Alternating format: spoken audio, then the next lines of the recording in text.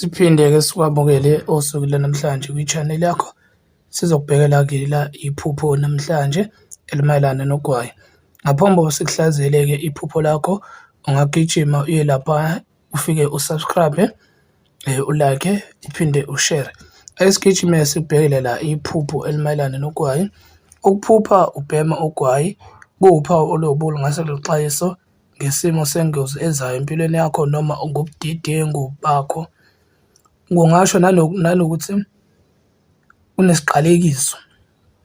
unesiqalekiso, ubuthakathi noma inkinga enkulu ongayazi wena nongayinakile futhi engase ithikameze ikusasa lakho esikhathini esilandelayo noma esizayo.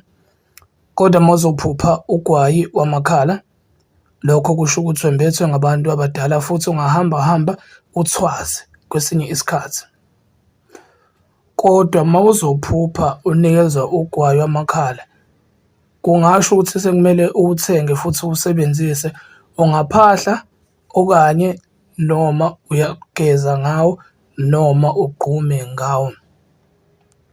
Uma uzophupha ugwayi wamakhala usemanzini, kungasho ukuthi kumele ugeze ngawo. Lapho-ke suke bekutshengisa ukuthi shuthi thatha ugwayi wamakhala kube ukuthi ugeza ngawo.